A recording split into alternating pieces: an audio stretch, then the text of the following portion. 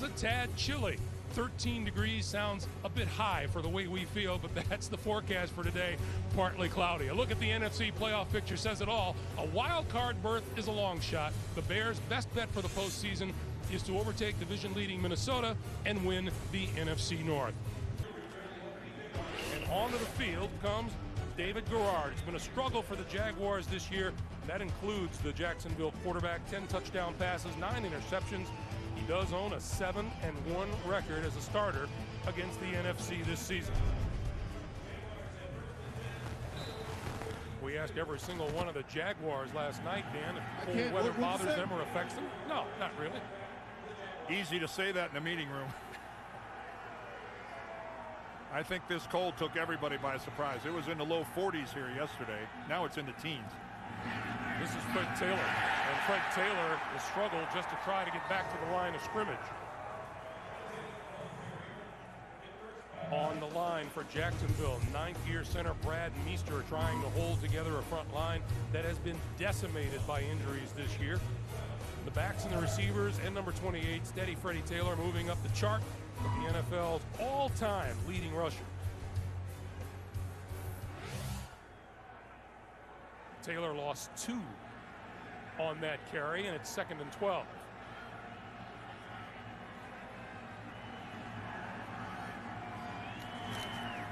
And it's Taylor again, running room this time.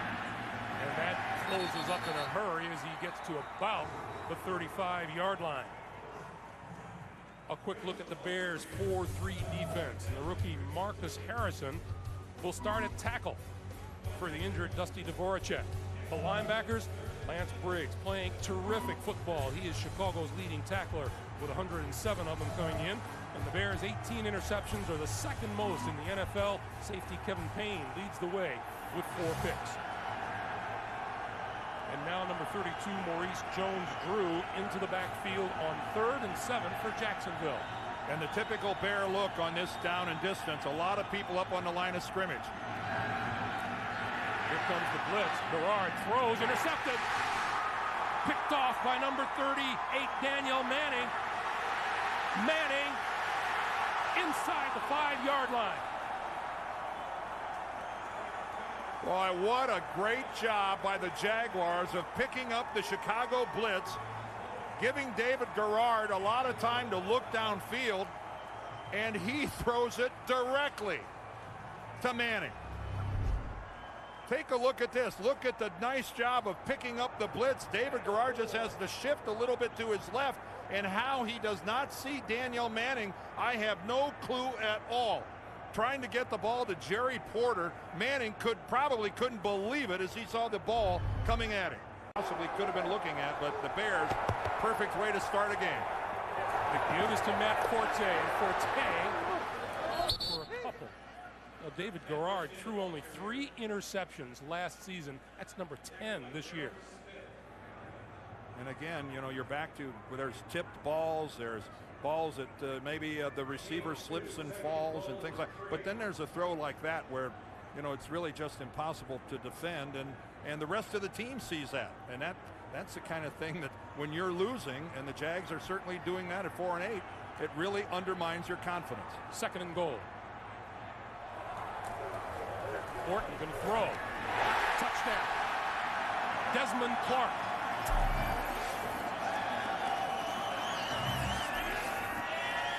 Well, how does Lovey's decision look after winning the toss to defer? It let his defense establish the tempo early on. And what do? They get a pick, setting up a short Chicago touchdown, and just like that, they're out front. Just wide open, just backpedaling into the end zone. Clark just sets up shop, and there he is. Way too easy. Series in the backfield behind Garrard. First down from the 25. And MJD may get a couple. And it'll be 2nd and 8. 22 games in a row with a takeaway.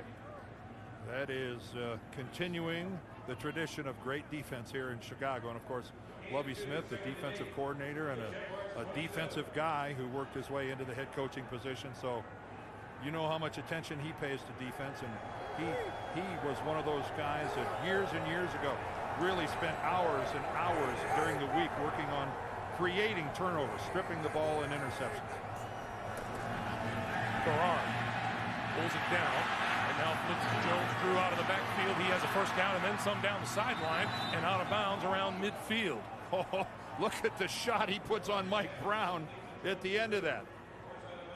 If you're counting on Maurice Jones-Drew to just step out of bounds and make it easy for you, you better start your thinking again.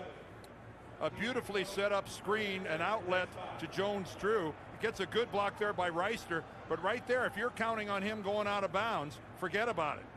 Better go low or not go at all on a guy that's only 5'7". He will have the leverage on you if you don't get underneath him. I know that's hard to do on a guy that short, but Mike Brown just figured it out. First down from the 47. This is Fred Taylor. And Taylor to about midfield before he is stacked up. Fred Taylor, a Florida graduate, and happy as could be when we talked to him last night. He's a Gator, and he couldn't have been happier with what they did yesterday, and I'm sure all Florida alums are in the same boat. But Fred Taylor just steadily working his way up the NFL career rushing charts. Look at that. He's got a chance today to pass O.J. Simpson. Next in line would be Corey Dillon. If he had a 130-yard plus day today, he could make it all the way up and overtake John Riggins. That's pretty lofty company. On 2nd and 7, Taylor slips, comes up, and dives across the 45-yard line to the 44. Our first NFL Today report of the day, and James Brown. JB. Greg and Dan, Drew Brees uncorking at home. 3 plays, 52 yards here. He hooks up with Reggie Bush on a little 5-yarder there. The Saints taking the early lead over Atlanta, 7-0 there. Back to Greg Gumbel and Dan Deerdorf. All right, James, boy, look at those NFC South standings. Who would have thought New Orleans would be at the bottom looking up at everybody else in that division? Count me in that group. Garrard pulls his way forward for the first down. Easily. Man, great surge by the middle of that Jacksonville offensive line.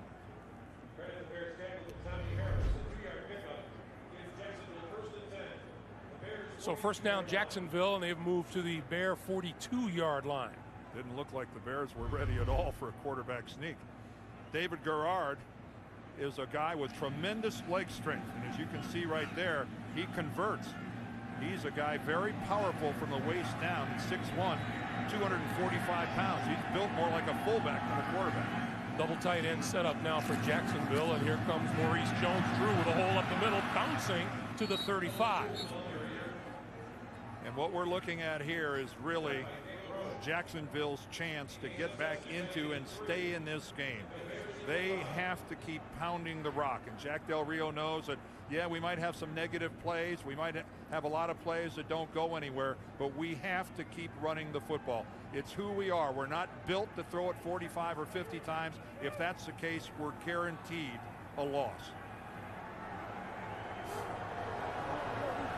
Now 2nd and 4. 7 rushes and 9 offensive plays so far. And here's another one on the ground as Jones-Drew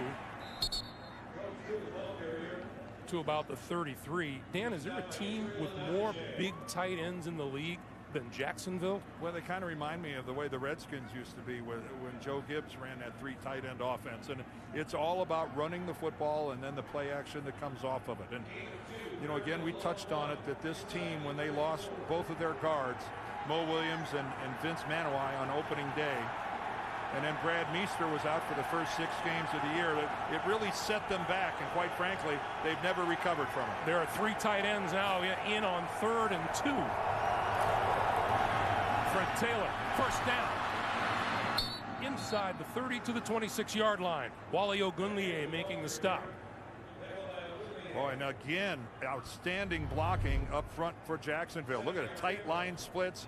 They are all mashed in there together, but the Bears don't have anybody flowing into the hole. And Fred Taylor, look how he gets a chance to find himself a hole.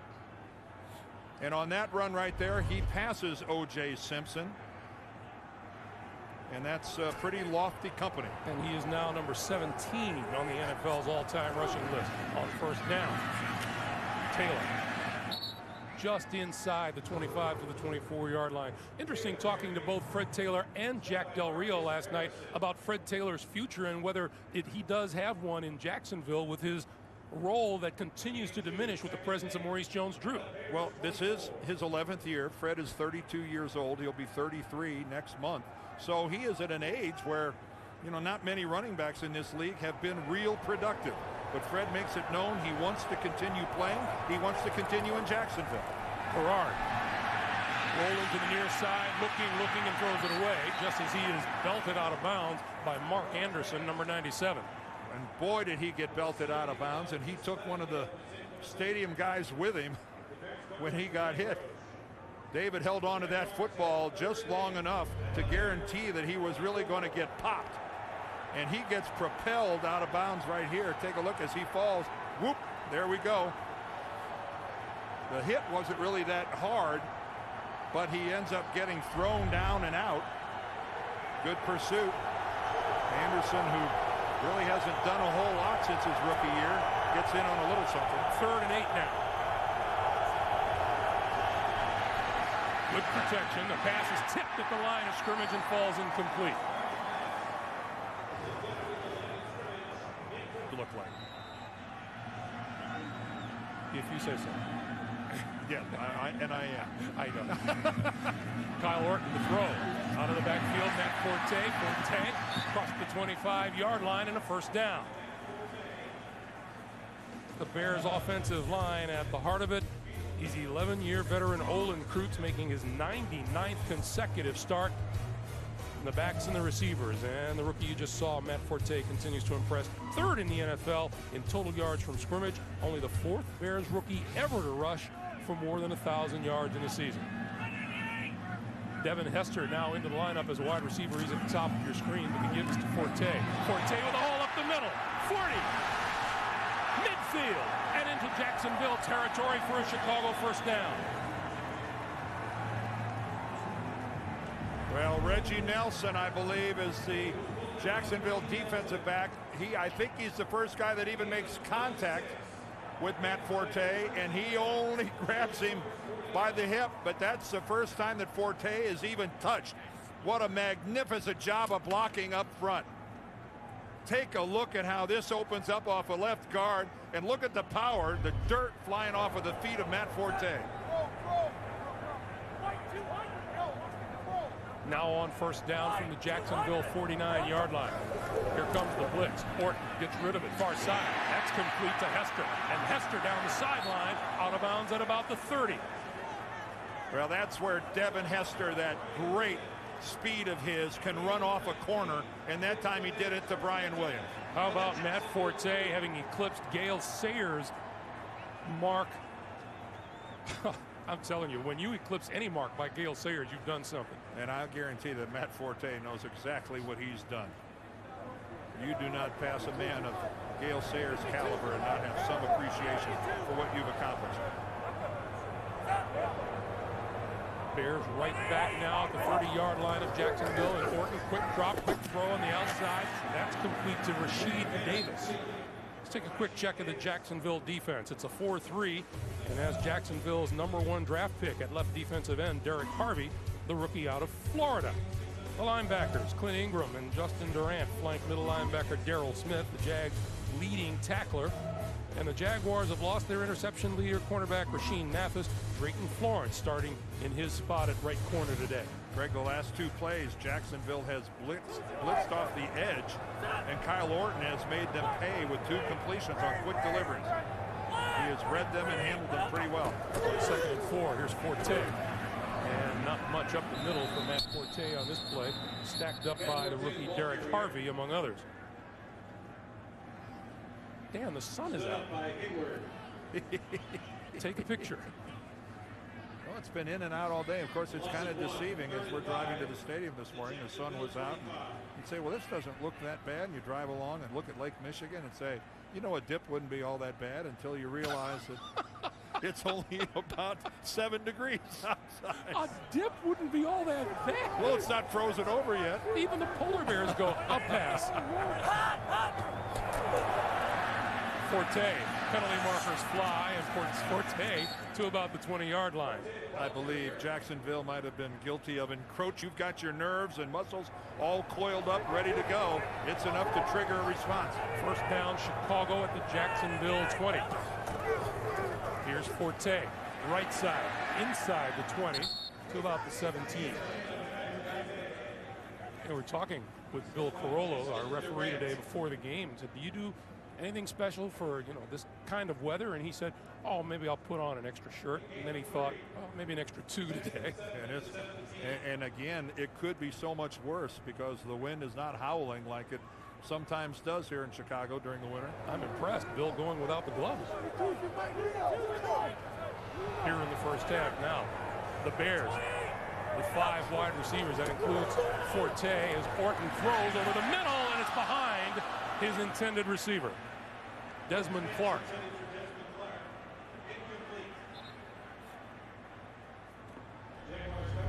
I think Kyle Orton is starting to come all the way back from that ankle injury, and he delivers a ball that's pretty well behind Clark. Now, he had to throw it away from the coverage. He had a safety coming in, and he throws it, though, well behind his receiver. No way that's going to end up a completion. But it also didn't end up being an interception. Lovie Smith told us Kyle Orton's ankle getting a little bit better every week since he hurt it 4 weeks ago against Detroit. There's been a real change in his production, pre-injury and post. 3rd and 7. Orton throwing. That's complete to the 10-yard line, and to about the 6 or the 5 is Marty Booker. It'll be 1st and goal. Well, Marty Booker has come back to Chicago, and that was a strike from Kyle Orton.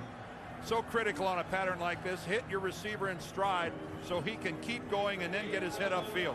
But you notice what a great job Marty Booker did of looking the ball into his hands. His helmet did not snap around upfield until he had caught that ball and secured it. A veteran receiver there, not doing the look upfield and the dropsies. 10th play of an 81-yard drive so far. 1st and goal for the Bears, and here's Forte. Inside the 5 to the 4. Forte, 6 touchdowns rushing on the season, 4 on the receiving end of passes. Keep in mind, this guy was the 44th player taken in the draft when he was picked in the 2nd round by the Bears. Their 1st round pick was Chris Williams, the tackle. Since 1970, he could be the 8th rookie to lead his team in both categories. Play fake. Orton rolling, looking, throwing. Did he stay in bounds? No, out of bounds. Intended for Rasheed Davis. Well, he didn't hold on to the ball either. It's embarrassing. 3rd and goal. And yes, I am guilty. Orton throwing inside the 5, and that's complete to Greg Olson, the 2nd-year tight end out of Miami. So here comes the field goal unit. Robbie Gould and company. And Greg, look at this hole again, right off right guard. Look at it open up just in the last minute. Rob Meyer and John Henderson get split. And Matt Forte, look at the vision he has right here. Yep, there it is. Instead of just sticking his helmet into the back of one of his offensive linemen, he waited for the crease and found it. Orton now down the sideline. Incomplete. Brandon Lloyd was covered by Drayton Florence. It'll be 2nd and 10. Well, Matt Forte has a lot of explosiveness. He can break the big run.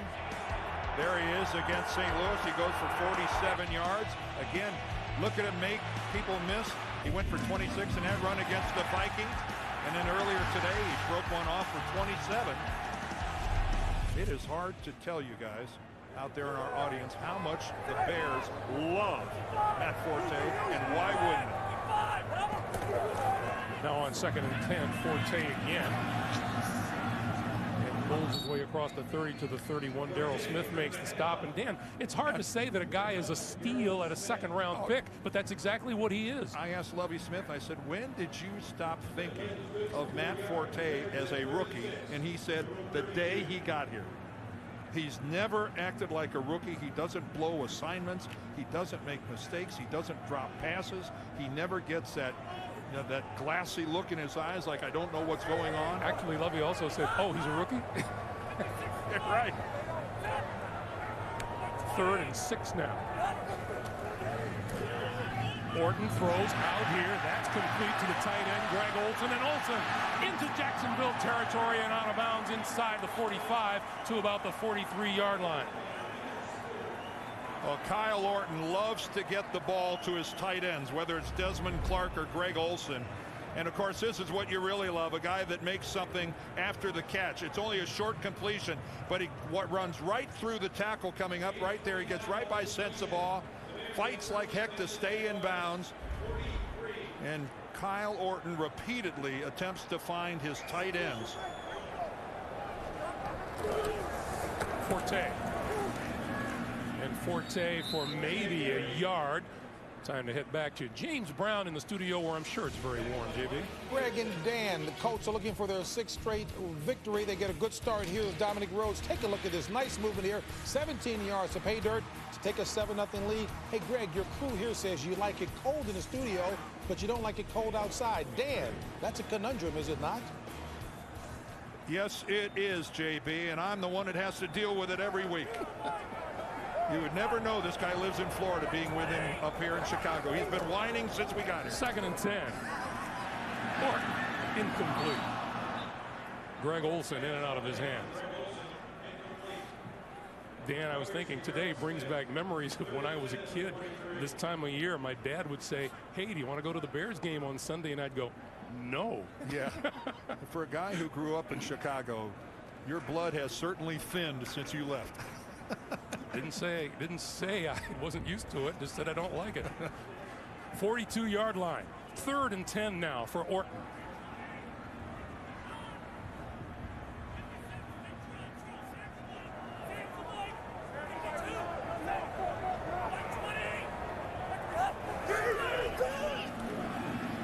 Orton throws outside, and that is in and out of the hands of Forte. And that is really rare. We just talked about how sure-handed Matt Forte is. You can count on one hand the number of catchable balls that have been thrown his way that he has dropped this year. And a classic look. Look where his head was when the ball came through his hand. 1st down from their own 8-yard line for the Jacksonville Jaguars. And JD across the 10 to about the 12. Hard to advertise that you're going to run the football any more than Jacksonville is when they get in that formation. One back, no wide receivers, everybody bunched in. You got 3 tight ends in to block. It's a real clustered formation, and the Bears, hey, they knew it was coming. It is what it is, and Jack Del Rio's team, they'll declare themselves early. It's our only chance. And often. 2nd and 6. MJD's value to the Jacksonville offense. He gets the football again and stumbling across the 15 to about the 17, where he'll be about a yard shy of a 1st down.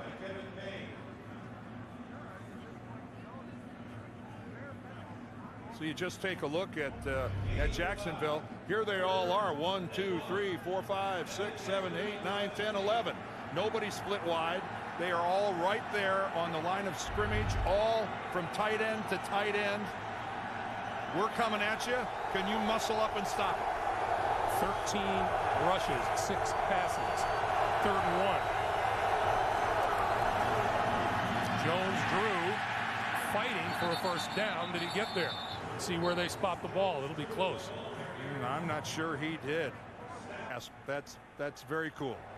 That's a great look. 36-yard punt gives the Bears terrific field position at their own 47-yard line. And Orton under pressure and goes down at his own 38. Paul Spicer just crushed that pocket. Boy, this guy's been doing it for a long time for Jacksonville, but he just, talk about collapsing the pocket. Look at Spicer coming in there from right end, and Kyle Orton, by the time he gets back there, tries to recover and move. That's just great work by Spicer.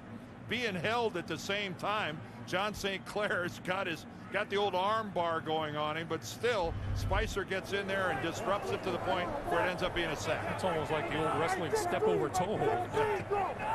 2nd and 18. This is Adrian Peterson, and Peterson left side almost makes it back to the original line of scrimmage at the 46-yard line. Darrell Smith, Gerald Sensabaugh with the stop. 8:15 to play in the first half. You know, that sack by Jacksonville was much needed, because that's one of the things that's really kind of been lacking for them this year. They have not put a lot of pressure on the quarterback. You know, this defensive line is without a real stalwart, as Marcus Stroud left and went to Buffalo. Stroud and Henderson were two fixtures there at defensive tackle, much like the two Williams in Minnesota. And Marcus Stroud has been missed. 3rd and 11 now. Horton stepping up, got hit from behind and throws incomplete. Derek Harvey, the rookie, got an arm on it. Jacksonville's last 2 drives have started at their own 8 and now at their own 6-yard line.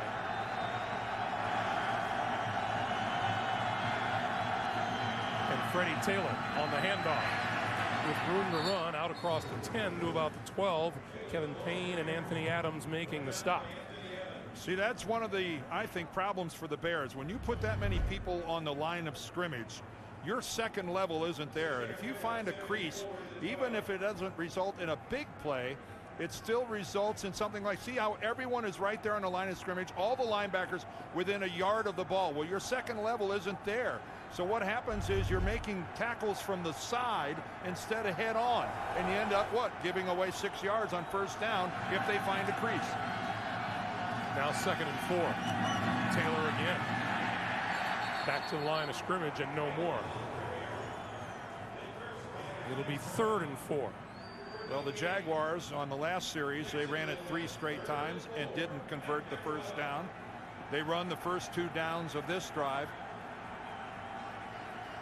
It'll be interesting to see if they try a 6th consecutive run, or whether or not they try to do a little play action and come out of this with a big play. David Garrard just 2 out of 6 throwing for 23 yards and an interception. Well, they've declared themselves. They've gone to the spread. Remember, Garrard can run, though. The give to Maurice Jones-Drew, shakes a tackler, but doesn't get much more than a yard or 2.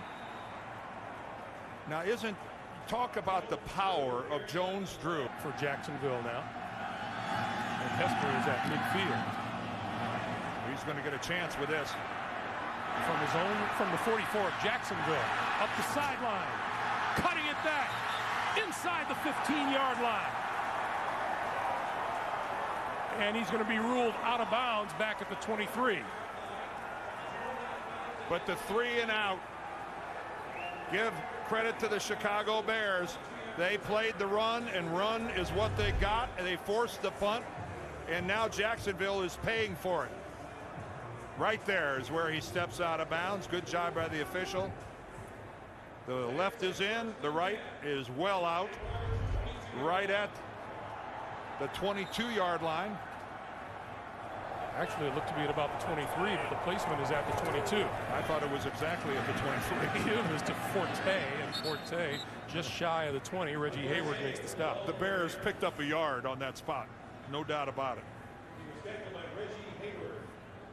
Clock continues to move. We are coming up on 4.5 minutes to play in the first half. You know, December football, a lot of it in cold weather, things like that. It's a field position game. And right now, the field position battle is being won by Chicago. Both teams, all their timeouts remaining. Forte again, and he is buried at the 25 by Derek Harvey, who has turned in a whale of an effort here in the first half. Well, Drayton Florence was in there as well. Take a look at Jacksonville right here. There's Harvey, and there's Florence right upfield as well. The corner force was up there lickety-split, and that play had nowhere to go. Forte buried. 3:45 to play, first half. 3rd and 13.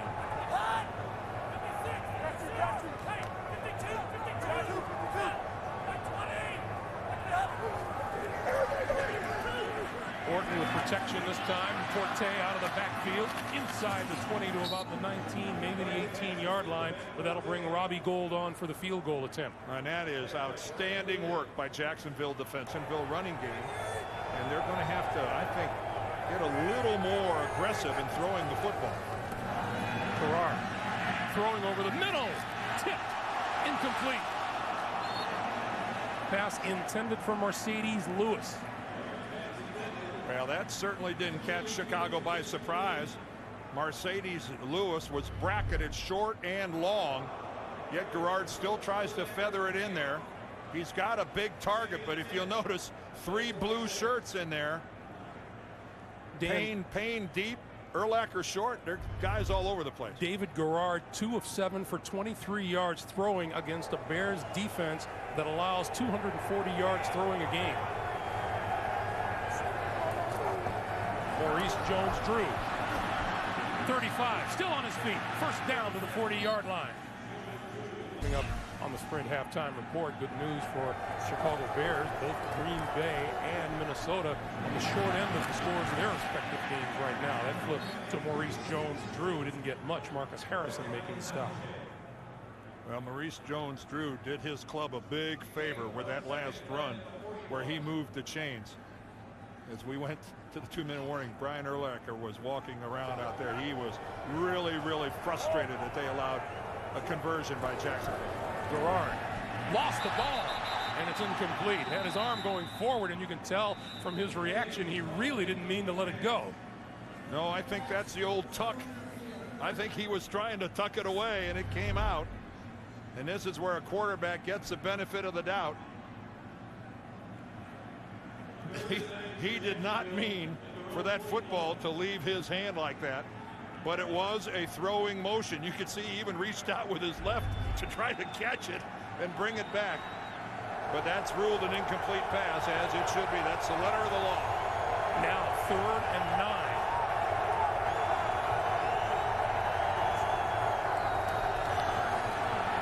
Gerard over the middle. Jones-Drew had it, dropped it. Well, he had Lance Briggs in it. No one more so than Devin Hester. First down now from their own 27-yard line. Orton throwing over the middle, and this is Forte. It's an interesting conversation, Dan. In the effort to turn Devin Hester into a wide receiver, are you costing yourselves a terrific kick returner in the process? Well, clearly you have. Now, Lovie Smith sees enough of an upside as a receiver. They're going to stick with him. 2nd and 3, incomplete. Rasheed Davis dropped it over the middle. Stops the clock with 56 seconds to play. Boy, and that brings a few raspberries from the Soldier Field crowd. Got to catch this. Just a wide open slant. Outstanding throw from your quarterback. This is the National Football League. You got to catch passes like that.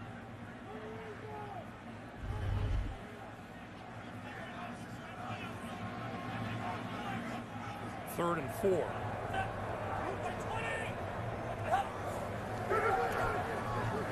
Throwing as far side of the field, and that is Forte, and he's out of bounds at the 40-yard line for a first down. Stops the clock with 51 seconds to play. You saw Matt Forte look that ball in that time.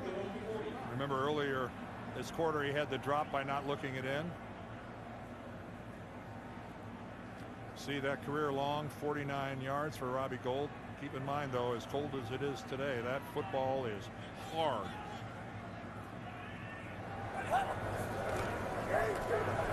Orton with good protection, throwing down the middle, and that's Hester at the 30-yard line for a first down. Boy, Gerald Sensabaugh's got to be going, what do I have to do?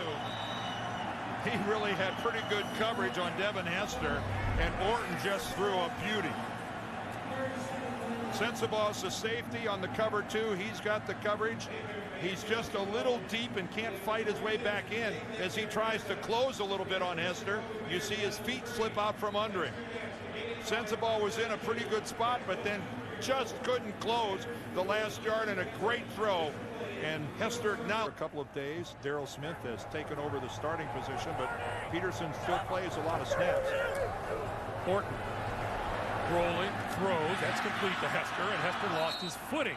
Well, he was going to dig and try to get out of bounds to stop the clock. And you're right, he just slipped. Not the first slip we've seen out here on this field today. Bears use their second timeout. You see right there, just his left foot slips out from underneath him, and then he just could never get his legs back underneath him.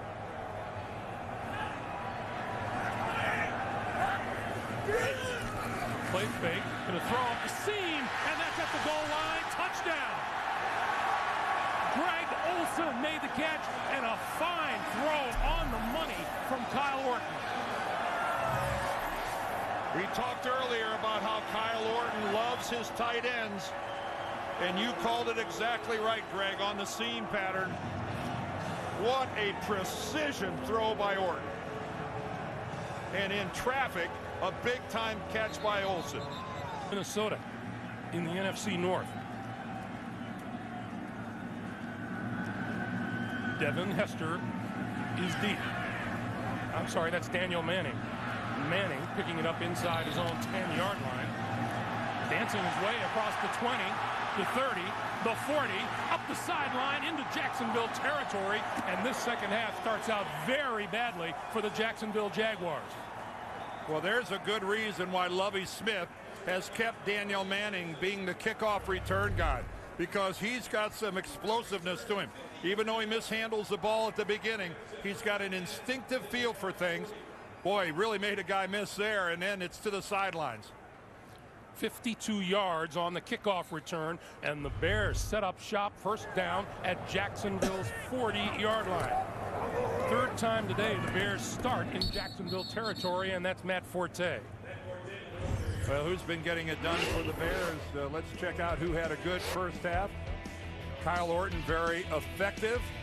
Not a great, unbelievable percentage, 13 of 21, but anytime you've got 2 touchdowns and no interceptions, that's really good. Matt Forte has been grinding it away, and he's been effective in the passing game as well, even with the 1 drop. And of course, the big play to finish out the half, the touchdown to Olsen. This is Forte, who is stoned at the 35-yard line, and it'll be 3rd and about 5. Well, things really worked out for Chicago. They won the opening toss, elected to defer. Jacksonville took the ball. Jacksonville turned it over on their first series. That resulted in a Chicago touchdown, which means Chicago gets the ball to start the second half, and they get the big kick return by Daniel Manning. I'd say that worked out very well, that decision to defer. So far, so good. 3rd and 5 now for Orton.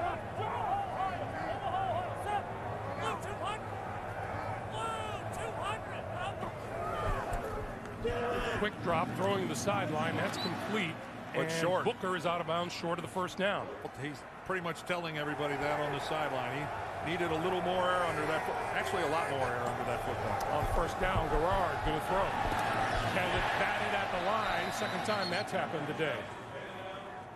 Kyle Orton on that interception had Devin Hester, and he had Hester very open.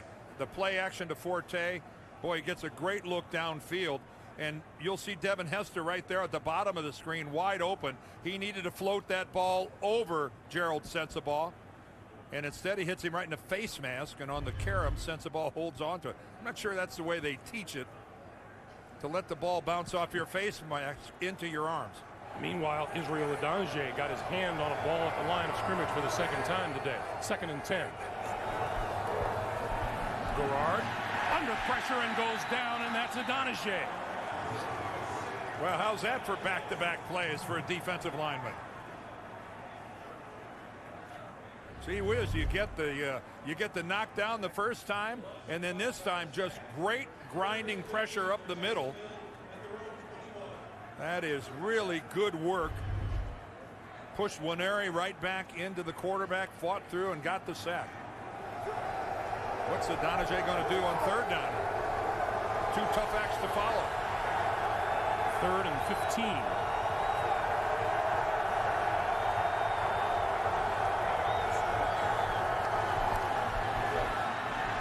Garrard looking, throws. That's going nowhere. That's incomplete.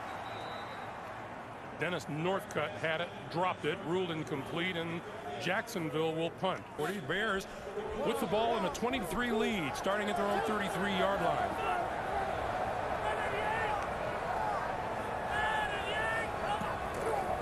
And this is Forte. Just across the 35 to the 36. James Brown back in the studios for an update of utmost importance to Chicago fans.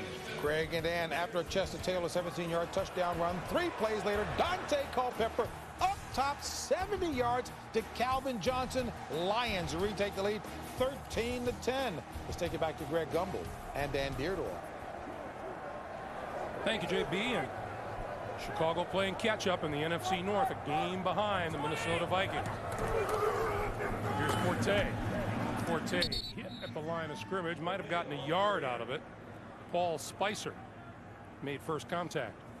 You know, Paul Spicer is just one of those, not very glamorous, just a grinder of a defensive lineman that every team in the league would love to have 2 or 3 guys just like him. Not real flashy, a born leader, a model citizen, and a guy that you just like to have guys like that sprinkled all over your roster.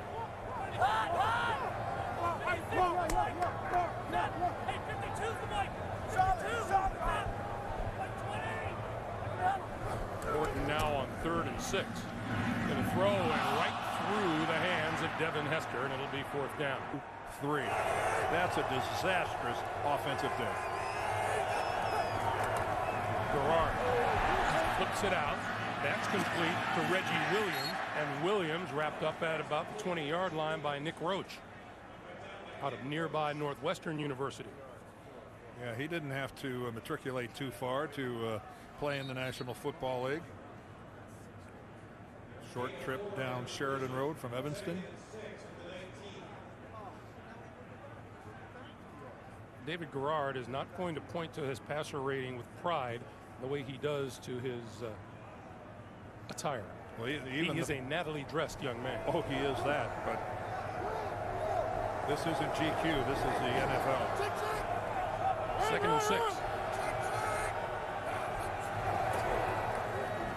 This is Maurice Jones-Drew across the 20 to the 21. This is how David Garrard arrived here at Soldier Field today.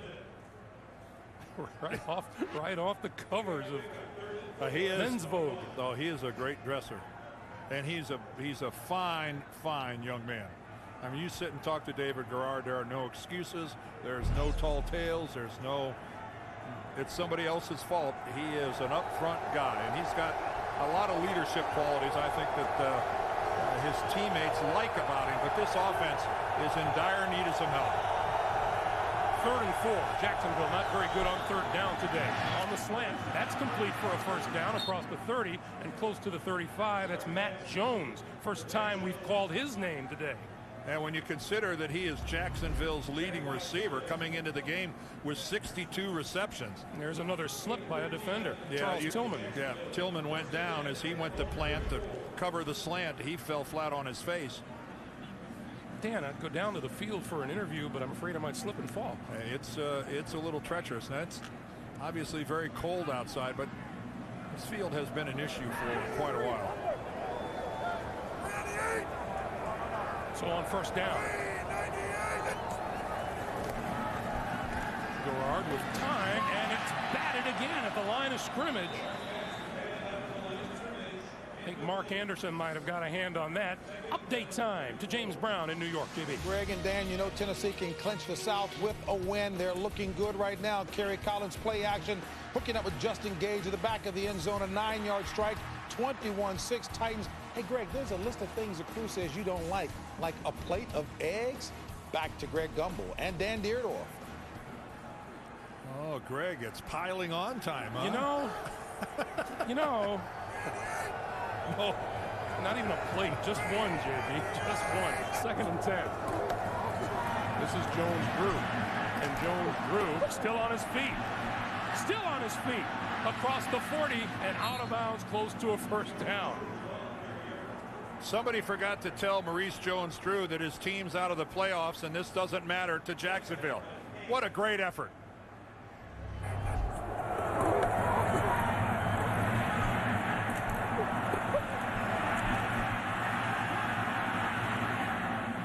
By the way, that first tackle he ran through was Brian Urlacher.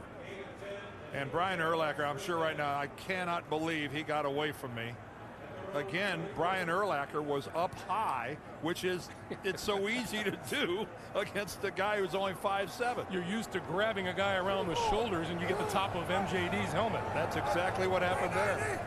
Fred Taylor in the backfield now. First down, under 7.5 to play in the third quarter. Jacksonville trying to get something started. Garrard with time, throwing. That's complete. And out of bounds at the 30-yard line is Mercedes Lewis, the tight end. And that was a beautiful throw by David Garrard. That deep out pattern like that, he put it right onto the hands of his tight end. You can see he got a clean release there on the left side of your screen. You saw Lewis. But look at that touch on that deep out pattern, floating it right over Roach and right in front of the defensive back. 27-yard pickup on the play. First down, Jacksonville, now at the Chicago 29. Big time throw by David Garrard.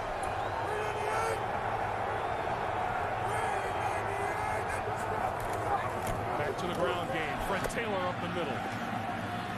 Inside the 25 to about the 21. I was telling earlier, Dan, about the size of these tight ends that Jack Del Rio has. Mercedes Lewis, Greg Estandia, Richard Angulo, and George Reister. 275, 265, 266, 265. Well, Lewis is 6'6". Estandia and Angulo are 6'8". George Reister, the runt of the litter, at 6'3". That's Reister.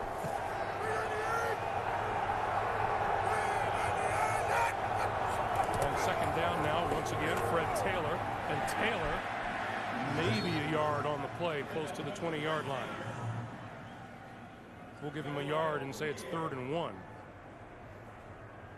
Well, keep in mind, for those of you that weren't with us at the beginning, Fred Taylor climbing the charts with the great NFL running backs of all time today, passed Corey Dillon and O.J. Simpson on the career list to move his way up to the 16th spot. Next in line for him is John Riggins, about 100 yards or so ahead of him. Maurice Jones-Drew in the lineup now on 3rd and 1. Bears crowding the line. The give is to Jones-Drew, and he's not getting it. Wow, I thought the Bears were dangerously close to going offside. So did David Garrard. Oh, and Jack Del Rio went way out onto the field. Boy, it looked like Lance Briggs was across the football when it got snapped, and Jack Del Rio, he almost popped the blood vessel over on the sideline. He's still going after him. So now they're going to go for it on 4th and 2.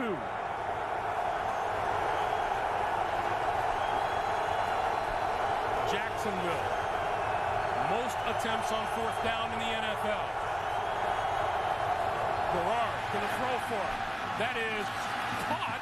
Just was incomplete. Now, Owens didn't get possession of the football until he was out of bounds. So Jacksonville trying to get it started again, this time from their own 33.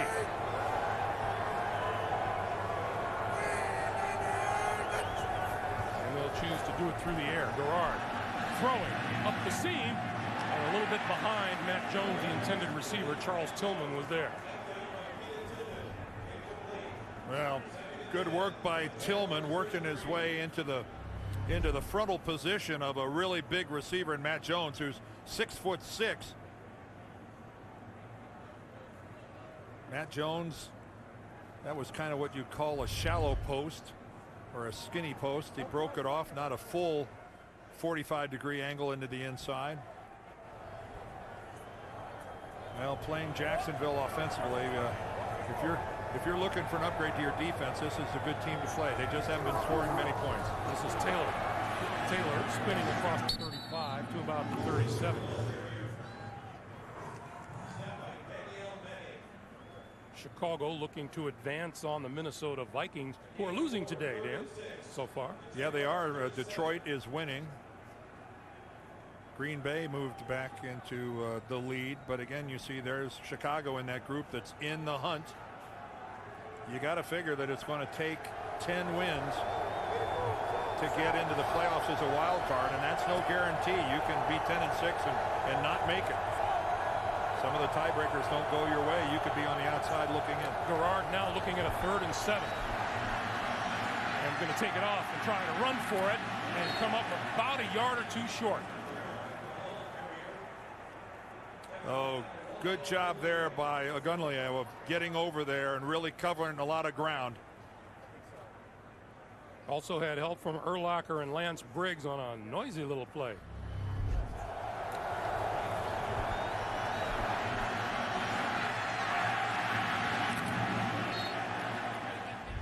Ogunleye actually had coverage. Meanwhile, the Bears trying to get something started here in the 3rd quarter, in which they've managed a total of 14 yards. They'll add to it a little here at about 28-yard line. Desmond Clark on the receiving end with a 1.5 minutes to play in the 3rd. Well, 3 consecutive runs didn't get them a first down on their last possession, and I think right now Ron Turner's realizing, hey, I've got to get a little more aggressive in calling some plays and give these guys some help by throwing it on first down. That was a high percentage throw, nothing fancy about that.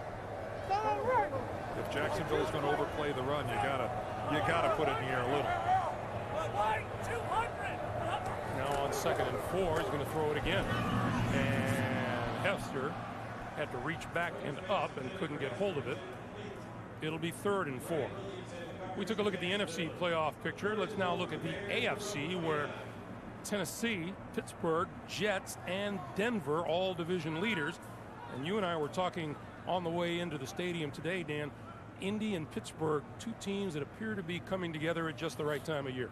And that's nothing new for those 2 franchises. They know the first 3 quarters of the season just sets up your run down the stretch. They're 2 clubs, confidence not an issue. 3rd and 4. Had to get rid of it in a hurry. He was under the gun and he throws it away. And for the 3rd straight time, the Bears go 3 and out on offense. He's moving on the football. Olin probably thought it was a good idea at the time. Somebody said something funny, but that was a good way to get your quarterback. That's a good way to get him hit and hit hard. So here's Jacksonville again, trying to get something started. First down at their own 24-yard line.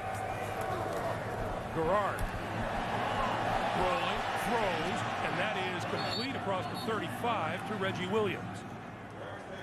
We're in the final half minute of the 3rd quarter.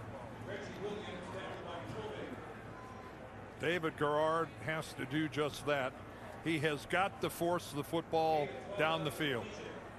I know it's not what this offense does best, but down 20-3, this is no longer about what you do best.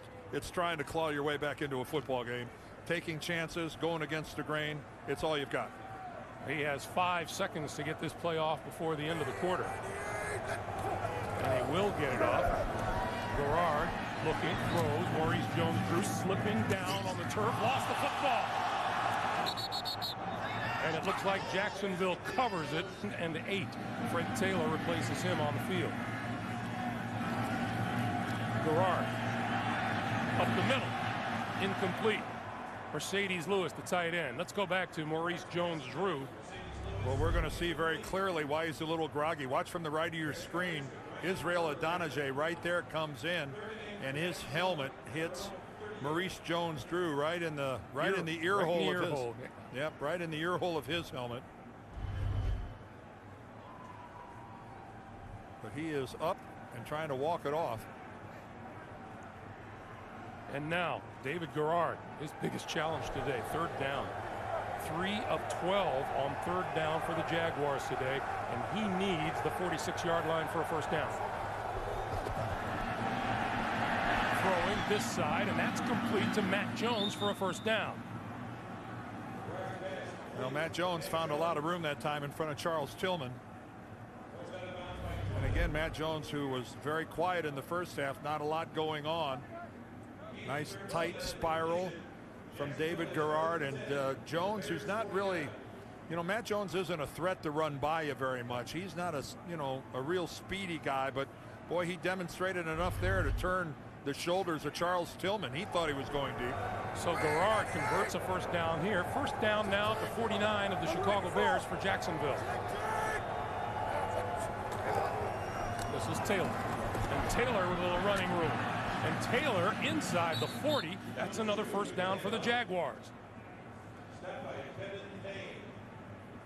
And again, I know it's a 20-3 ball game, but if Jacksonville could somehow finish off this drive and make it a 10-point football game, all of a sudden it starts to get a little interesting. How about finish off a drive? Well, and needless to say, they need to finish off this one, but at least they're showing some signs of life offensively, something we haven't seen at all here in half number 2. Have not managed a trip to the red zone today. Garrard, pump fake, throwing up the sideline and overthrew Jones. This is tough against this cover 2 of the Chicago Bears to hit a deep throw like that down the sideline. If you do not have blazing speed over there, the safety's going to have time to get over there and make the play, and that's exactly what Kevin Payne did there. You've got to do the bulk of your work in front of these deep safeties in front of them. It's going to be very hard to get past, especially when you don't have a world-class sprinter at a wide receiver. Garrard, play clock down to 2, gets the snap, fakes the handoff, throws over the middle, and that's caught inside the 15 to the 10. Jerry Porter for a first down. And a rare big play by Jerry Porter. That's Porter split to the top of your screen. He's just going to break off a post pattern to the inside, and Corey Graham, the corner, not able to defend the inside play, and the safety Mike Brown in this particular instance a little late getting over there to defend that route. You know, Jack Del Rio told us that Jerry Porter, who walked into the Jacksonville camp in March, not the guy that we have now. Well, he tore his hamstring, he had to have surgery, and he's still not all the way back. Maurice Jones-Drew in the backfield. First down just outside the 10-yard line. MJD with the handoff to the 5. And good to see Jones-Drew back on the field after taking that hit to the helmet that sent him to the sideline and sent the training staff over to see how he was doing. You know, we asked David Garrard about throwing to Jerry Porter. He says he hasn't had a chance to get enough work, and he'd much prefer to throw to Matt Jones, with whom he's more familiar, than to try to force it into Jerry Porter. Well, Porter got hurt after the OTAs and all the mini camps and everything, but before training camp, so he missed everything during training camp. 2nd and 4. Garrard going to throw for it. Jones-Drew to the 5. Touchdown. Maurice Jones-Drew, his first receiving touchdown of the season. Porter and the Bears have come to a screeching halt here in the second half. They have a grand total of 20 yards on offense. As they start now, and they're on 28. Quick pass on the slant. That's complete for a first down across the 40 to Marty Booker. They've just got to become a little more aggressive offensively.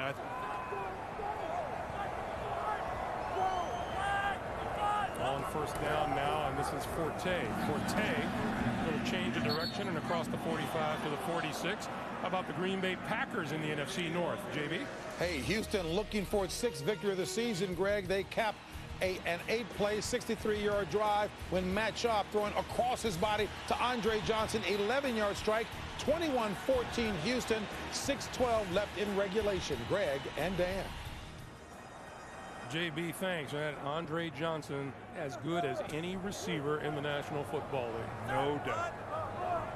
2nd and 5. Might be the best receiver right now in the National Football League.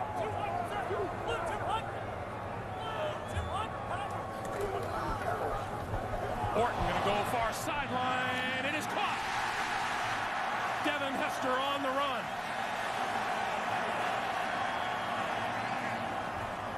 Well, you just can't throw a better pass than Kyle Orton threw right there. You cannot drop it in any better than this if you just went out there and handed it to Devin Hester.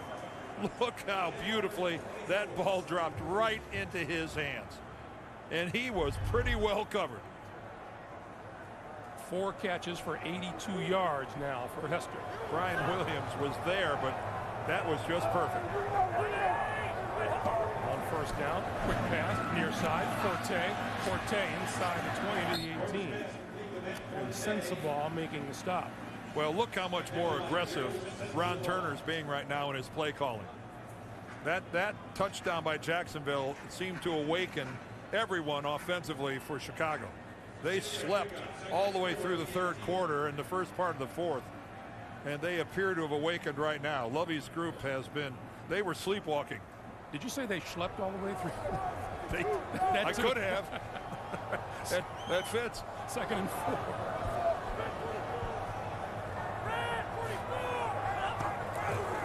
Forte. To about the 16. We come up on 9.5 to play in the fourth quarter. Well, Matt Forte, he is a worker bee, isn't he? This kid is a rookie, but the Chicago Bears, they rely on him so much. He is a factor in the Rookie of the Year voting this year, when this might be one of the best years ever, when you got guys like Matt Ryan and Joe Flacco, and you got rookies all around the league. That one's patted down at the line of scrimmage.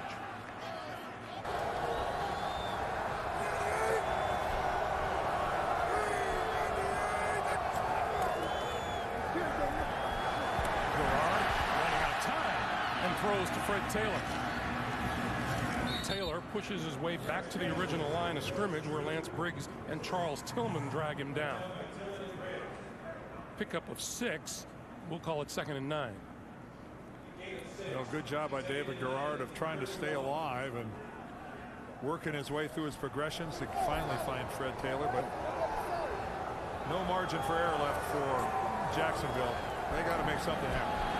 Garrard sets up the screen, overthrows it, and is almost intercepted. Oh, that rolled right through the hands of Marcus Harrison. To New York and JB. Greg and Dan, Packers trying to keep their playoff hopes alive. Battling back, Aaron Rodgers out of the shotgun, hooking up with Jordy Nelson, a 9-yard strike, 7 plays, 51 yards, all 21 Packer points off of turnovers. 3:45 left in regulation. Greg and Dan. JB, why does it look warmer in Green Bay than it does here? I don't think it is. I think it's actually colder there. 3rd and 9.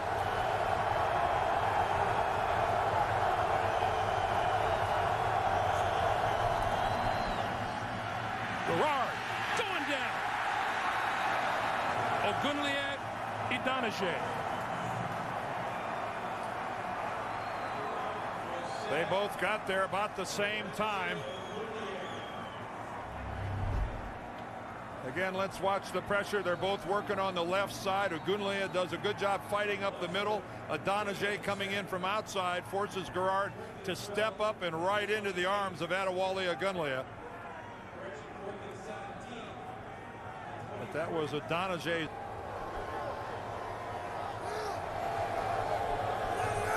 First down at the 19-yard line, and Garrard got a throw.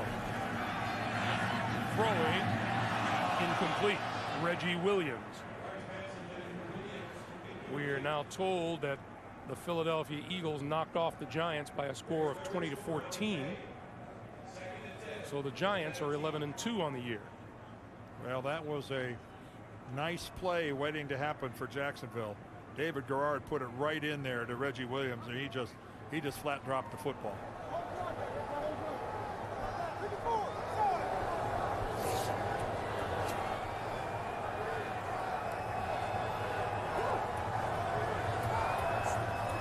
Comes the blitz. Garrard got it away and completes it to Mercedes Lewis. You know, to add to the Jacksonville woes, Dan, Jack Del Rio tells us they fully expect a decision on Matt Jones coming the first part of this week. Well, Matt Jones missed practice earlier in the week because he had a hearing with Commissioner Goodell to try to ward off or at least deplete his case in a pending suspension. I would imagine that'll be announced on Tuesday or so. Garrard has to throw it away.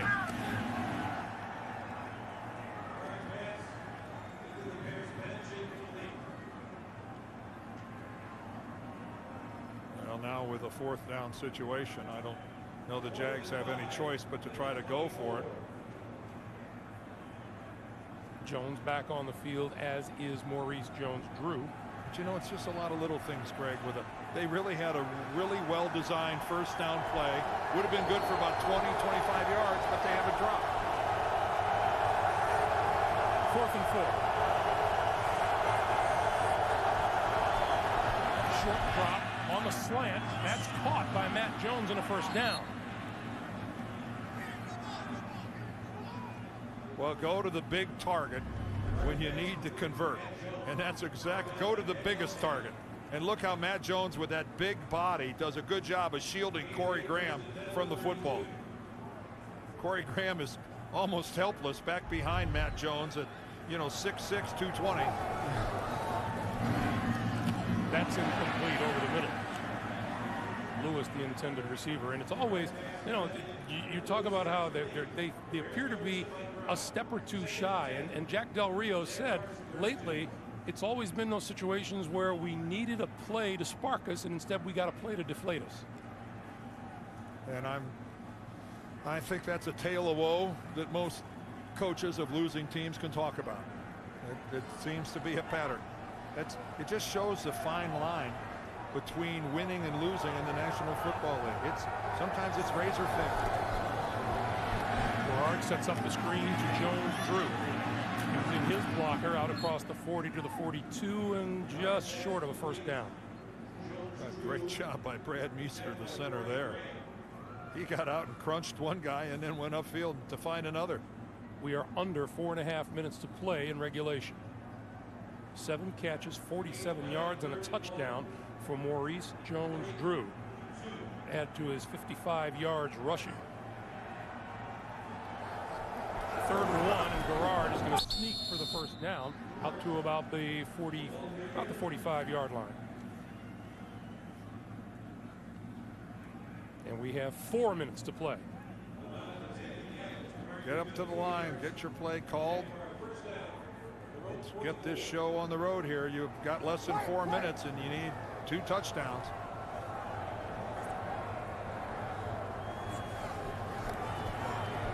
Gerard steps up, throws, sideline, complete and out of bounds to Northcutt. Boy, David Gerard has to be helped up off the field again. He is under some pressure here from the Bears. Although that was hardly a real hit from Alex Brown. Brown didn't know he'd gotten rid of the football and just kind of dragged him down. That was hardly a punishing blow.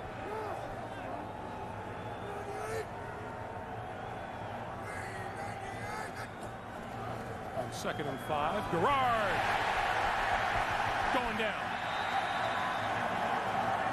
Mark Anderson. Well, Mark Anderson, everybody here in Chicago knows, had a tremendous rookie season with a dozen sacks. And since then, it's been tough sledding. But that was a great spin move to break free and come right up into the chops of David Gerard. 3rd sack of the day of Gerard, and now on 3rd and 12, the pass over the middle to Mercedes Lewis, and it's going to be a 4th down and about 5 or 6.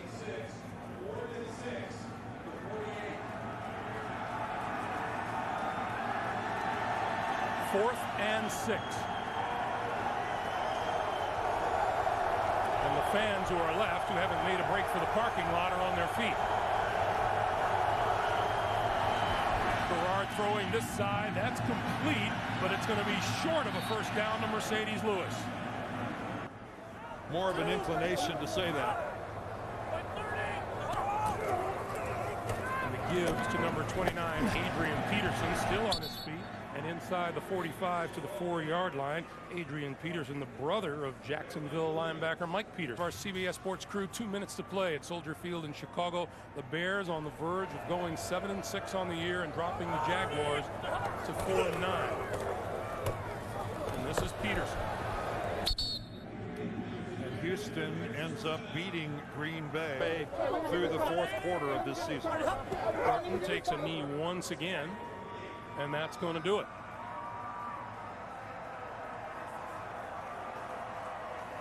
Lovie Smith says this is the fourth quarter for his team, and they start it in the right direction with a 23-10 win over Jacksonville.